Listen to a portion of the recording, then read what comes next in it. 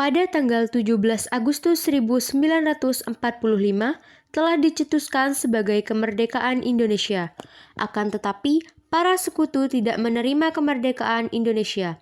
Jauh dari ibu kota Batavia, terjadi sebuah perlawanan yang dilakukan oleh rakyat Surabaya yang dikenal dengan sebutan Pertempuran 10 November. Pada akhirnya, Belanda benar-benar datang ke Indonesia, tepatnya pada tanggal 15 September 1945. Mereka di bawah bendera Nika dengan berlindung mengatasnamakan pasukan Afnay. Elliot Fortis for Netherlands East Indies mendaratkan kapalnya di Tanjung Priok. Tujuan kedatangan Afnay adalah untuk melucuti tentara dan senjata Jepang.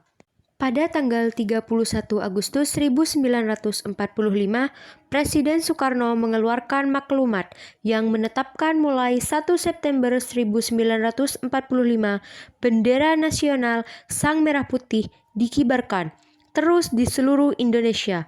Gerakan pengibaran bendera makin meluas ke segenap pelosok kota, di berbagai tempat strategis dan tempat-tempat lainnya.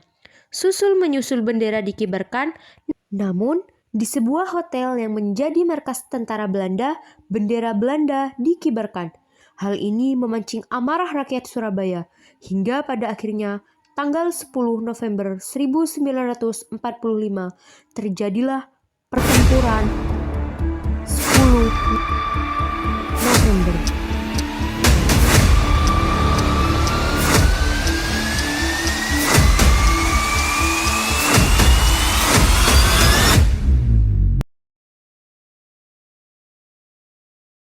Pukul 21.00 malam 18 September, sekelompok Belanda di bawah pimpinan Mr. W.V.J.X. Plakman secara diam-diam mengibarkan bendera kebangsaan Belanda. Keesokan harinya, terjadi sebuah aksi heroik menuntut diturunkannya bendera merah putih biru tersebut.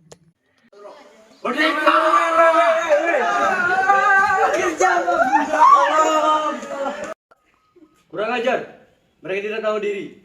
Kita ini adalah bangsa yang merdeka. Mari kita turunkan bendera musuh itu.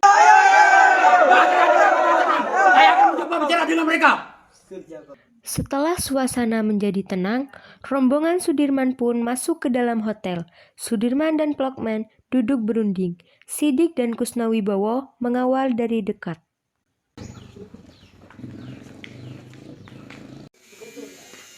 Sudirman, Bu Ayu, silakan duduk. Mau apa Ayu datang sini? Kami minta agar bendera kalian diturunkan sekarang juga. Atas dasar apa Ayu? Meminta saya. Soekarno telah memerintahkan saya agar mengibarkan bendera merah putih di semua wilayah Republik Indonesia. Tidak bisa. You harus tahu kalau kami tidak mengakui you punya negara. Sidik yang berada di dekat Sudirman tidak bisa menerima gelagat Plakman. Situasi memanas, Sudirman keluar dan Kusnawibowo mengobarkan tanda perlawanan untuk menurunkan bendera Belanda. Haryono, cepat kau turunkan bendera Belanda itu. Siap perserangan. Diiringi teriakan penuh semangat, Haryono dan Kusnawibowo memanjat dan merobek bendera Belanda yang berwarna biru hingga menyisakan bendera merah putih berkibar gagah. Kepada Sang Merah Putih, hormat, gerak!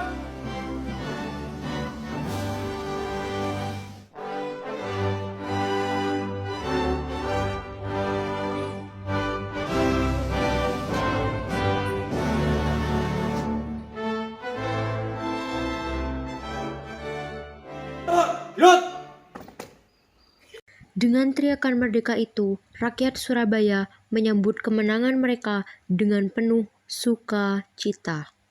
Sekitar 6.000 orang pasukan dikirim sekutu ke Surabaya pada 25 Oktober 1945.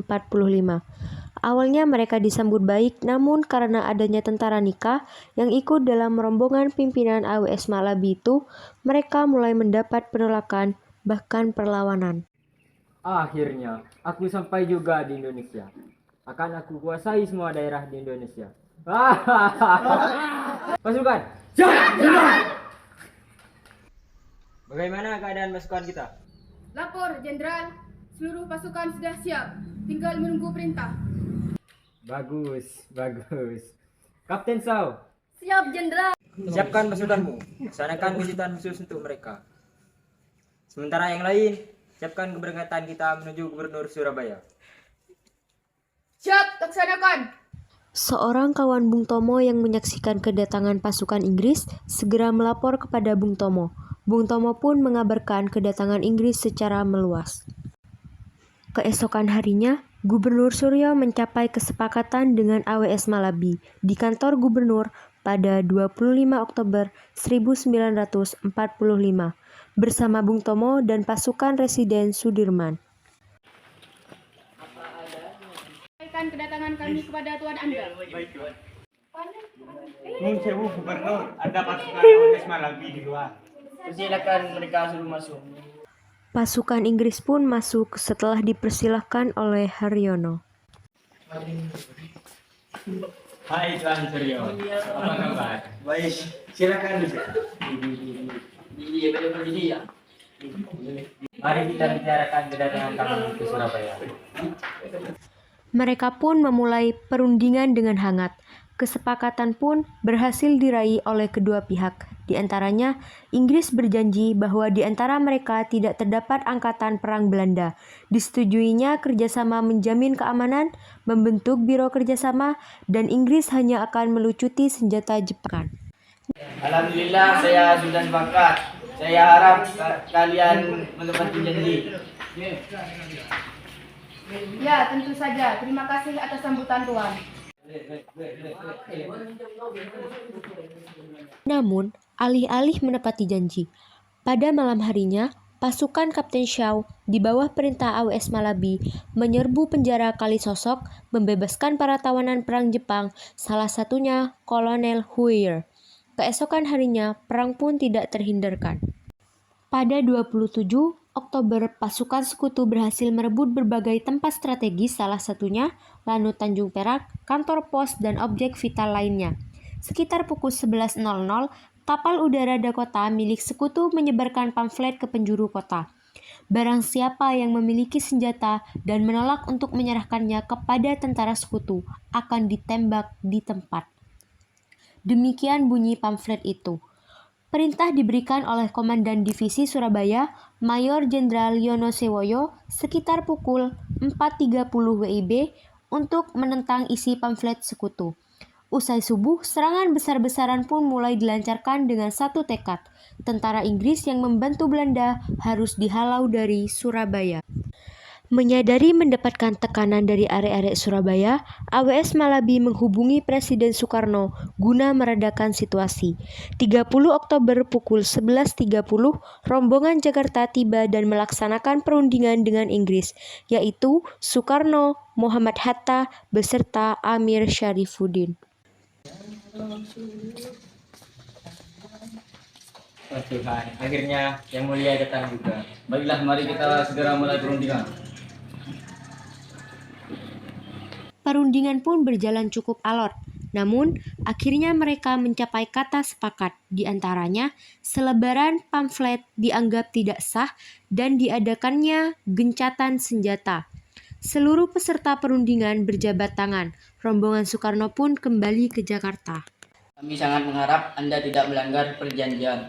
Kami sangat menghargai tuan-tuan. Baiklah, terima kasih.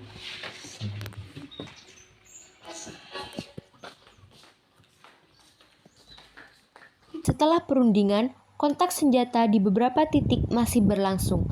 Hal ini karena kurangnya komunikasi mengenai perjanjian gencatan senjata. Bahkan, menjelang sore hari, gedung Bank International sempat dikepung oleh arek-arek Surabaya. Hingga pada pukul 17.00, tragedi fatal pun terjadi.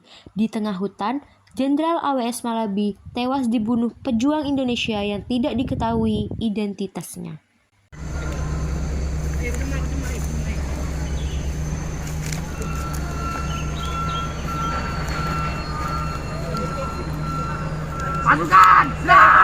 Dengan gagah berani, para pejuang Indonesia menyerang rombongan sekutu hingga menewaskan AWS Malabi.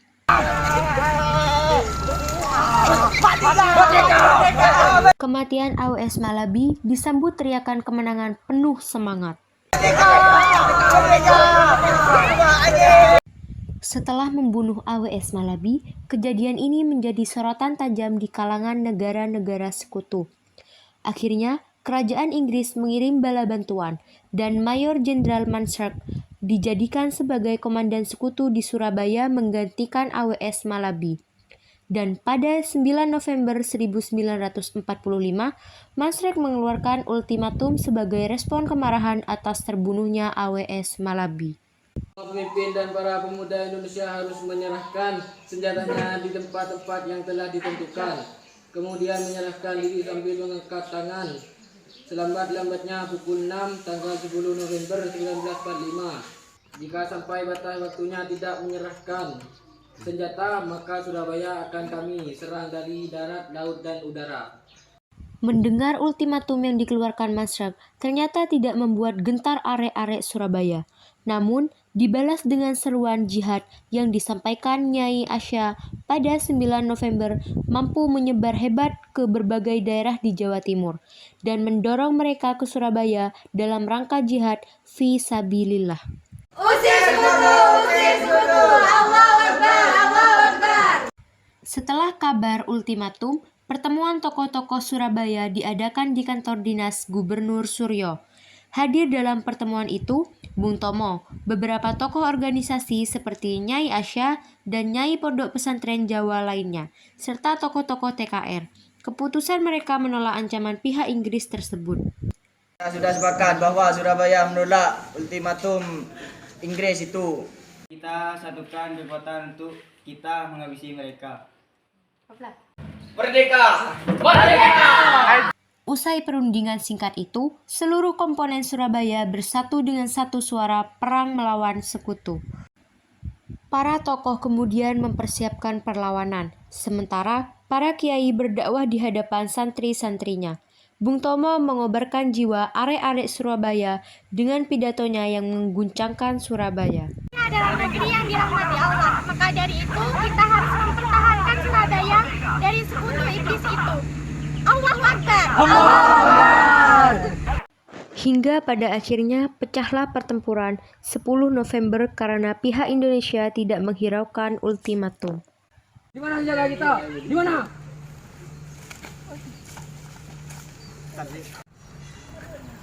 Kami tidak akan menyerahkan Surabaya ini kepada kalian. Langkahi dulu yang berapi-api ini.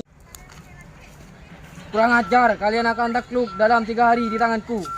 Pertempuran pun terjadi.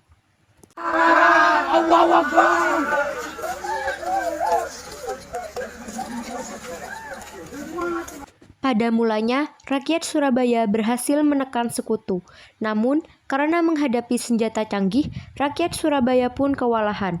Perlawanan rakyat yang pada awalnya dilakukan secara spontan dan tidak teratur, namun makin hari makin teratur.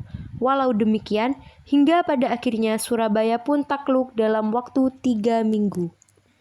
Pada tanggal 30 November 1945, sepanjang mata memandang, bergelimpangan mayat terbujur kaku, hangus, serpihan daging dari ribuan orang.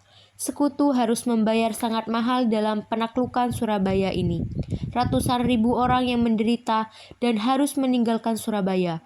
Kebanyakan dari mereka mengungsi ke Sidoarjo dan Mojokerto.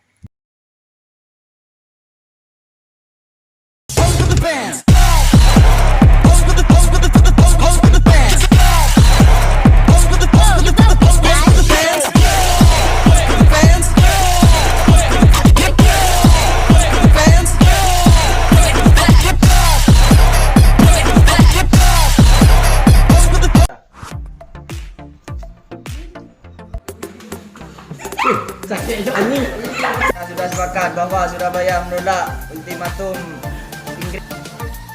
Akhirnya yang mulia Kalau kami tidak mengakui, kalau punya negara tentu ya.